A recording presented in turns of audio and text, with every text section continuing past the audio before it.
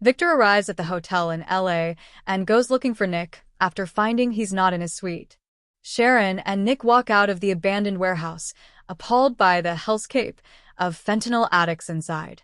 No one recognized their son, and it was too gross to stay. Burrow and Annie join them, having had no luck either.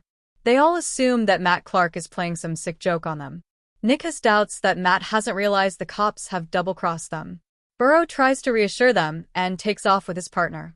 Sharon and Nick are left wishing they had more reliable help. Before they can go, an addict staggers out. He remembers them from inside. When Nick flashes him a picture of Noah, he claims he can remember more for the right price. When the Newman offers him $200, the guy says he saw their boy and he was in no shape to talk. That's all he knows. Nick and Sharon plead with him to ask the other addicts if they have any information. Burrow heads over to the shadow room, where Mitch is eagerly waiting for news. He assumes that Nick and Sharon are too stupid to have figured anything out. The cop explains that the parents freaked out when they saw the horror show he brought them to. He also paid an addict to spin them a story. Excited, Mitch wants details. Was Sharon weeping? Was Nick pounding his chest? After all those people have done to him, Mitch wants to twist the knife slowly and watch them suffer. That's all they deserve after Noah moved in on his wife. Victor appears at the door. Smirking, he approaches. Mitch is irritated when he refers to him as Matt. He's had enough of being confused with that guy. Playing ignorant, he asks who he is and laughs when Victor announces he's a Newman. Serving him a shot of tequila, Mitch tells him to drink it and go. Victor demands to know where his grandson is. If Victor wants to find Noah, Mitch suggests he look for Sienna since he's been having an affair with her. He adds that she has a substantial drug habit. Victor is sick of playing games with him. After threatening to destroy him, he asks if they can make a deal. Once Victor has left, Burrow returns, and Mitch fills him in on the latest threats. He's confident that Victor is all bluster, but this has only inspired him to kick this game up to the next level.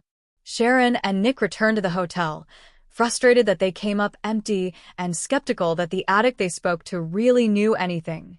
Sharon still finds it impossible to believe any of this is happening.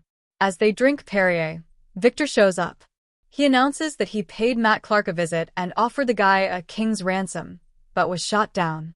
That's enough to convince Victor that this is all about revenge. To her horror, Sharon thinks that Matt is even more unhinged now than before. The mustache explains that Clark suggested Noah may be an addict now, thanks to Sienna. Noah's parents can't believe it. There were no signs that he was on drugs at the hospital. All of this reeks of another mind game.